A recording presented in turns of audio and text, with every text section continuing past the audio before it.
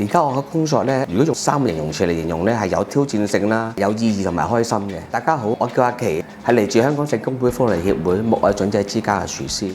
今年入行大約30年啦，我喺木藝單位度做咗15年。酒樓只要我哋煮嗰啲嘢咧，客人基本上係滿意就可以嘅。但係院舍咧，佢哋吞嚥嗰度出現咗問題，所以我哋咧要就住佢哋食嘅嘢，同埋又要健康。每一日嘅流程咧，我哋通常都除咗有煮呢個早餐啦、午餐啦同埋晚餐，中間有啲下午茶啊咁，盡量都係因翻長者嘅需要咯。盡量咧都係會多菜少肉啊，少鹽少油啊。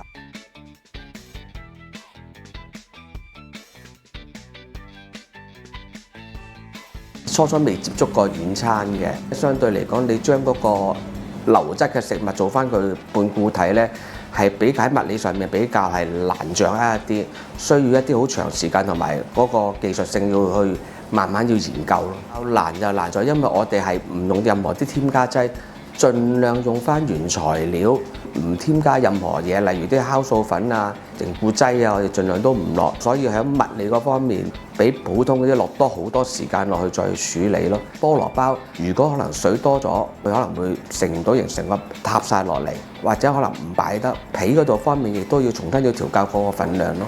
例如蛋撻啦，因為我哋平時我哋本身係用麵粉嚟做呢個外皮嘅，但係咧我哋因為佢嗰個質感啊，我哋如果用翻麵粉咧，係冇辦法去完成佢嗰個固體嘅，所以我哋改用咗番薯，比較穩定性大，同埋會健康啲，纖維會多啲。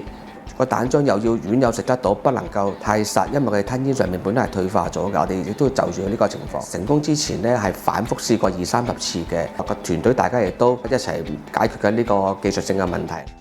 逢年過節咧，有時可能會整下聖誕大餐啊，睇下院友有冇其他意見咁。將佢哋少食或者好難遇到嘅嘢，會重現翻一次咯。嗱，呢一個咧就係菠蘿包，呢一個咧就係蛋撻，呢個就蛋白蛋撻。嗱，你試下睇下味道好唔好？試下。係啦係啦。好味，好味。其實長者嘅要求相對嚟講唔少，挑戰嘅難度亦都大。佢哋食咗幾十年嘅嘢，佢哋經驗同口味一定唔會差得過個廚師嘅，所以一定你要追隨翻佢哋以前生活嘅模式咧，都有一定嘅難度同挑戰嘅。如果佢哋真係食翻佢哋以前嘅味道咧，佢哋有時都真係會出聲同翻嚟講，會話今日嘅味道係好多年都未食過嘅。